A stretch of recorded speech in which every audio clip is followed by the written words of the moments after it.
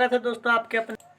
और आज जो मैं वीडियो लाया हूँ नंबर सिस्टम से लेकर आया हूँ। इसमें जो है नंबर सिस्टम से मैं बहुत सारी बात बतलाऊँगा, तो आप लोग इस वीडियो में शुरू से अंत तक बने रहें और वीडियो को बिल्कुल भी स्किप ना करें। तो चलिए, सबसे पहले मैं बेसिक चीज़ जो होता है नंबर सिस्टम का उसके बारे में बतलाता हूँ। फिर इससे रिलेटेड पार्ट 2 जो मैं बनाऊँगा उसमें बहुत सारे क्वेश्चन को डील करवाऊँगा। तो आप लोग चैनल को सब्सक्राइब कर ले ताकि अगला वीडियो जो आवे उसका जो आपको जो है नोटिफिकेशन मिल सके। तो चलिए वीडियो को लेकर आगे बढ़। तो दोस्तों सबसे पहले आता है एल्गोरिथम विभाजन फॉर्म। बच्चों में जो हम लोगों ने पढ़ा था भाज्य बराबर भाजक गुने भागफल प्लस शेष, इसी को जो है अब स्टैंडर्ड रूप दे दिया गया है और लिखा जाता है ए बराबर बी क्यू प्लस आर, जहाँ आर का मान जो होगा वह 0 से बड़ा होगा या बराबर होगा, लेकिन बी के वैल्यू से जो है वह छोटा होगा। अब आता है अभाज्य गुणनखंड ज्ञात करना।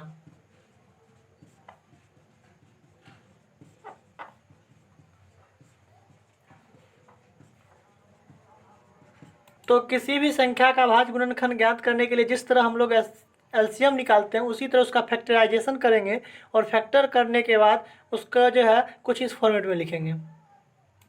जैसे देखिए, मैंने एग्जाम्पल के रूप में लिया 110। 110 का जब कहेगा अभाज्य गुणनखंड ज्ञात करने के लिए तो करना क्या है, सबसे पहले हम लोग इसमें 2 से भाग लगाएंगे। 2 से भाग लगाने के बाद जो है सो 55 मरतबे लगेगा। 55 में फिर 5 से लगाएंगे हम लोग 11 मरतबे, यानी 110 का जो गुणनखंड हो जाएगा 2 गुने 5 गुने 11, यानी 11 5 55 और 55 दूना 110। यही इसका अभाज्य गुणनखंड है। अब पूछेगा 110 के अभाज्य गुणनखंड में 2 कितना बार आएगा, तो 2 जो है 1 बार आएगा। 5 कितना बार आएगा, तो 5 भी 1 बार आएगा। और 11 कितना बार आएगा, तो 11 भी 1 बार आएगा। अब देखिए क्वेश्चन नंबर 2 यानी एग्जाम्पल नंबर 2 में हम कहते हैं 135 और 205 का अभाज्य गुणनखंड यूक्लिड विभाजन एल्गोरिथम से एचसीएफ ज्ञात करें। इस सवाल में जो है एचसीएफ ज्ञात करना है। दोस्तों मैं जो है अगर इस तरह से 2 संख्या दिया जाता है उसका एचसीएफ और एलसीएम अगर निकालने के लिए कहेगा तो मैं एक यूनिक तरीका आप लोगों को बतलाता हूँ, इस चीज़ को ध्यान देंगे।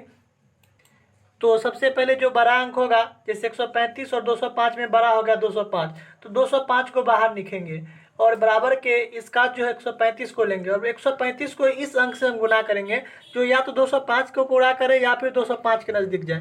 तो 135 को अगर हम 2 से गुना कर दें 270, जो कि 205 से काफ़ी अधिक है, इसलिए इसको हम लोग 1 से गुना करेंगे। अब देखेंगे 205 के नज़दीक 205 पुराने के लिए 135 को किस अंक में जोड़ना पड़ेगा, तो 70। अब करना क्या होता है सो देखिए, इस चीज़ को बारीकी से समझिए। बराबर के जस्ट बाद जो अंक होगा उसको उठा के यहाँ लाना है, बराबर के ठीक इस साइड, तो 135 होगा। अब सबसे लास्ट वाला जो है उसको बराबर के जस्ट दाहिना तरफ रखना है, जैसे कि 70। अब फिर वही बात ऊपर की तरफ। अब 70 को किस अंक से गुना करेंगे जो 135 के नज़दीक जाएगा, तो 70 को हम 1 से गुना करेंगे। 70 एकम 70, अगर 2 से गुना करेंगे देंगे तो 140 होगा, जो 135 से काफ़ी अधिक है। अब 70 में कितना जोड़ेंगे तो 135 पूरेगा, तो आपको जोड़ना पड़ेगा 65। अब फिर वही बात, अब 70 को बाहर लाएंगे, 65 को इधर लाएंगे उठा के। 65 को किस अंक से गुना करेंगे, तो 65 को करेंगे गुना 1 से, प्लस कितना जोड़ना पड़ेगा 70 पुराने के लिए तो 5। अब हम लोगों को क्या करना होगा, 65 को लाना पड़ेगा बाहर। तो देखिए 65 को मैंने बाहर लाया, और लास्ट वाला अंक जो है उसको 5 को यहाँ पर लाएंगे। अब 5 को किस अंक से गुना करेंगे तो 65 पूरेगा 13 से। अब देखिए इस बार पूरा पूरा हो जाएगा, 13 5 65, अर्थात यहाँ पर कितना जोड़ना पड़ेगा 0। दोस्तों इस कॉन्सेप्ट को मैं तब तक चलाऊंगा जब तक लास्ट में 0 ऐड ना करना पड़े। जब 0 ऐड करना पड़ेगा उस स्थिति में क्या होगा, बराबर के जस्ट बाद दाहिना और जो अंक होगा वही ऊपर दिए गए संख्याओं का क्या होगा, एचसीएफ होगा। अर्थात 135 और 205 का जो एचसीएफ जो होगा वो हो जाएगा आपका कितना, 5। तो उम्मीद है दोस्तों आप लोग इस कॉन्सेप्ट को समझ चुके होंगे, एल्गोरिथम विभाजन से एचसीएफ निकालने का तरीका। और अगर आप लोगों को किसी भी तरह का दिक्कत हो तो कमेंट्स बॉक्स में ज़रूर शेयर करें, ताकि मैं अगले वीडियो में जो है इस चीज़ को फिर से मैं क्लियर कर सकूँगा। देखिए दोस्तों, कभी कभी जो है दो संख्या दिया रहता है, जैसे कि मान लीजिए दो संख्या ए और बी है, और उसका एचसीएफ या एलसीएम दिया रहता है, और कहेगा अगर एचसीएफ दिया रहेगा तो कहेगा एलसीएम ज्ञात करें, अगर एलसीएम दिया रहेगा तो कहेगा एचसीएफ ज्ञात करें। इस टाइप के क्वेश्चन को कैसे बनाएंगे? तो इस टाइप के क्वेश्चन को बनाने के लिए बस सिंपल सा फंडा है। करना क्या है, अगर एलसीएम आपको निकालना हो तो एचसीएफ जो दिया रहता है, एचसीएफ में जो है दोनों संख्या के गुणनफल से बस भाग दे देना है। और अगर एचसीएफ का पता निकालने के लिए तो क्या करना है, एलसीएम दिया रहेगा आपका सवाल में, तो फिर दोनों संख्या के गुणनफल को भाग दे देना। यानी कि एलसीएम निकालने के लिए कहेगा तो एचसीएफ में दोनों संख्या के गुणनफल से भाग, और एचसीएफ निकालने के लिए कहेगा तो एलसीएम में दोनों संख्या के गुणनफल से भाग। मैं एक दो एग्जाम्पल लेके अभी समझाता हूँ आप लोगों को। देखिए सवाल में जो है सो कह रहा है 4 और 6 का एचसीएफ जो है 2 दिया गया है, तो 4 और 6 का एलसीएम क्या होगा? तो हम लोग अभी बताया था फार्मूला में मैंने, एलसीएम बराबर होता है सॉरी दोस्तों, फार्मूला को थोड़ा सही कर लीजिएगा। फार्मूला जो होता है एचसीएफ बराबर जो होता है दोनों संख्याओं का गुणनफल, मैंने उलट के लिख दिया था, ठीक। तो आप लोग क्या कीजिएगा, अंश वाला को हर में कर लीजिएगा और हर वाला को अंश में, बस हो जाएगा। और बट्टा में एलसीएम, और अगर एलसीएम कहेगा निकालने के लिए तो फिर ए गुने बी और बट्टा में एचसीएफ। अब देखिए यहाँ से एलसीएम का पता निकालने के लिए तो आपको सवाल में क्या दिया गया है, एचसीएफ दिया, दोनों संख्या को पहले गुना कर लीजिए, यानी 4 गुने 6 और बट्टा में एचसीएफ से भाग, यानी 2 6 4 दिया 12, यानी एलसीएम कितना हो जाएगा 12। अब दोस्तों मैं एक बात बतलाता हूँ, जैसे देखिए अगर आपका एलसीएम सही से निकाला गया है तो होता क्या है सुन बतलाता हूँ, 4 से भी 12 में पूरा पूरा भाग लग जाएगा और 6 से भी पूरा पूरा 12 में भाग लग जाएगा। अगर एचसीएफ आपका सही से निकाला गया है तो एचसीएफ वह बड़ा से बड़ा अंक होगा जिस अंक से ये जो दो संख्या दिया था उसमें पूरा पूरा भाग लगता है। तो दोस्तों पीछे मैंने फार्मूला जो है सो गलत लिखा दिया था, उसको मैं सुधार कर रहा हूँ। एचसीएफ जो निकालना है तो करना क्या होगा, दोनों संख्याओं को आप गुना कर दीजिएगा और एलसीएम से भाग, और एलसीएम अगर निकालना है तो दोनों संख्या को गुना कर दीजिएगा और एचसीएफ से भाग। इस चीज़ को थोड़ा ध्यान में रखिएगा। अब अगला जो बात आता है, परिमेय कहेगा खोजने के लिए और अपरिमेय संख्या। तो परिमेय संख्या और अपरिमेय संख्या अगर खोजने के लिए कहेगा तो उसके लिए बस सिंपल सा फंडा, आप लोग मेरे 2-3 बातों को ध्यान रखिएगा। सबसे पहले हम आते हैं अपरिमेय के बारे में। जब आप अपरिमेय समझ लीजिएगा, बाकी जो बचेगा सारा का सारा परिमेय में डाल दीजिएगा। तो परिमेय अपरिमेय जब हम चर्चा करेंगे तो उसमें एक चीज़ आप दिमाग में बैठा लीजिए, पाई जो है इसको हम लोग पाई पढ़ते हैं। पाई जो है एक अपरिमेय संख्या है, लेकिन इसी का ठीक वैल्यू जो होता है 22/7, वो बेचारा जो है वो अपरिमेय संख्या है। अब बात लेके चलते हैं हम लोग अपरिमेय संख्या और किसको कहेंगे। तो दोस्तों देखिए अपरिमेय संख्या जो है ना वो सिंपल सा बात है, जो भी बेचारा जो है रूट में रहेगा वो आपका अपरिमेय संख्या होगा। जैसे √3 हो गया, √7 हो गया, √9।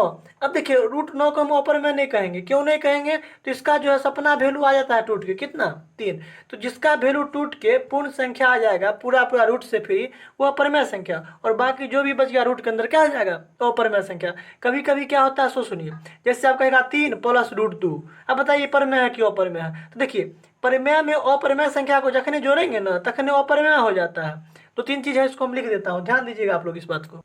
जैसे देखिए परिमेय संख्या में अपरिमेय संख्या को जोड़ेंगे फिर भी, चाहे घटाएंगे फिर भी अपरिमेय संख्या, और परिमेय संख्या को अपरिमेय संख्या से गुना कीजिए या भाग कीजिए, दोनों में क्या होता है अपरिमेय संख्या। यानी जोड़ कीजिएगा घटाव कीजिएगा, अगर एक परिमेय है एक अपरिमेय है तो अपरिमेय संख्या होगा, और गुना कीजिए या भाग कीजिए, एक परिमेय है और एक अपरिमेय है तो उस स्थिति में क्या हो जाएगा अपरिमेय संख्या। एक मैं बात बतलाता हूँ दोस्तों, ध्यान दीजिए। अब जैसे आप कोई विद्यार्थी कहेगा गुरुजी तो 0 को अगर हम √3 से गुना किए तो 0 तो है परिमेय संख्या और √3 तो अपरिमेय हो गया, लेकिन यहाँ पर वैल्यू क्या आ गया परिमेय।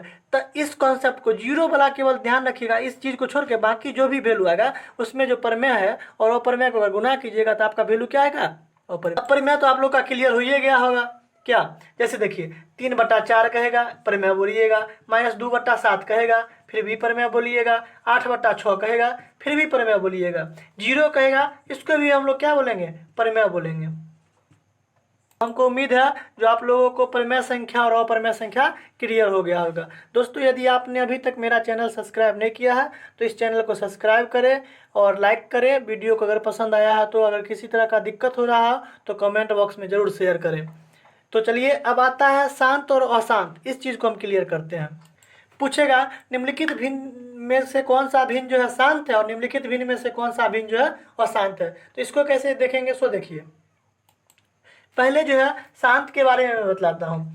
सबसे पहले क्या करना है, जो भी भिन्न दिया रहता है, भिन्न जो है वो होता है अंश बट्टा हर के फॉर्मेट में। तो हमको जो है अंश से कोई मतलब नहीं है, मतलब रखना है केवल हर से। हर का क्या करना है, फैक्टर तोड़ना है। फैक्टर तोड़ने के बाद अंश बाबा से हमको कोई मतलब नहीं है। फैक्टर तोड़ने के बाद अगर फैक्टर में केवल 2 आता है या केवल 5 आता है, या तो केवल 2 ये आ जाए या केवल 5 ये आ जाए, या फिर जो है 2 और 5 दोनों आ जाए, इस स्थिति में जो है वह बेचारा शांत होगा। अगर 2 5 के अलावा कुछ आ गया तो इस स्थिति में क्या हो जाएगा, 2 और 5 को मार दिया गोली और बेचारा कौन और टपक गया, ई भी आ गया मान लीजिए, और इसके साथ कौन और अंक आ गया, जैसे 3 7 ये सब है, 11 13 ये सब जो है कोई भी अंक आ गया, तो क्या होगा उस स्थिति में हम लोग क्या बोलेंगे, अशांत। क्या बोलेंगे, गुरुजी जो भिन्न जो है क्या हो गया, अशांत हो गया। देखिए, अब हम यहाँ पर कुछ एग्जाम्पल लिए, जैसे कहेगा 7/6, 9/8, 12/50, 14/6। ये सारे जो भिन्न हैं जो शांत है या अशांत है। तो इसको कैसे बनाएंगे, सो देखिए। हम लोगों को अंश से तो कोई मतलब है नहीं, चेक करना है केवल हर को। तो हर का जब यहाँ पर फैक्टर तोड़ेंगे तो 6 का फैक्टर क्या होता है, 2 × 3। जखने देखिए दोस्तों 2 के अलावा और 5 के अलावा कोई अंक आ गया तो क्या होता है, अशांत। बेचारा 3 टपक गया यहाँ पे, तो ये हो जाएगा अशांत। शॉर्टकट में लिखता हूँ अशांत, इस चीज़ को आप लोग ध्यान दीजिएगा। जब यहाँ पर 8 का फैक्टर तोड़ेंगे तो हो जाएगा 2 × 2 × 2, यानी 2 दूना 4, 4 दूना 8। ये भी क्या हो जाएगा, शांत हो जाएगा। क्यों, तो मैंने अभी बतलाया था, या तो केवल 2 आ जाए या केवल 5 आ जाए या 2 और 5 दोनों आ जाए, इस स्थिति में क्या कहेंगे, शांत कहेंगे। फिर देखिए यहाँ पे है 50, 50 का फैक्टर तोड़ेंगे तो 2 × 5 × 5, 25 25, 25 दूना 50। इस स्थिति में देखिए 2 और 5 दोनों आया है, इसको भी हम लोग क्या पढ़ेंगे, बोलेंगे गुरुजी ये शांत है। अगला देखिए ये है 14/6, 14 से हमको कोई मतलब नहीं है। नीचे में आइए 6 को करेंगे 2 × 3। अब यहाँ पे क्या हो जाएगा, ये भी हो जाएगा अशांत। कभी कभी होता है क्या, बच्चा को घुमाने के लिए एक चीज़ मैं बताता हूँ, देखिए ध्यान दीजिएगा। अब देखिए हमारे जो 3/6, आप पूछेगा जो यहाँ पर शांत होगा कि अशांत। देखिए सबसे पहले यहाँ पर कटने वाला इसको काट दीजिए, 3 × 1 = 3, 3 दूना 6, ये हो गया 1/2। अब इस स्थिति में क्या हो गया, ये हो गया शांत। अब बच्चा सब क्या करेगा, क्वेश्चन है देख लिया, गुरुजी पढ़ा दिए थे, नीचे वाला का फैक्टर तोड़ेंगे, 6 को तोड़ दिया, 2 × 3। अब देख लिया 3 है, फटाक से मार दिया अशांत, ले बुआ पटक गया, हो गया क्या हो गया, गलती हो गया। तो अगर कटने वाला है तो उसको काट देंगे, अगर कटने वाला नहीं है तो उसको पहले देख लेंगे अच्छा से, फिर उसको क्वेश्चन को क्या करेंगे, डील करेंगे।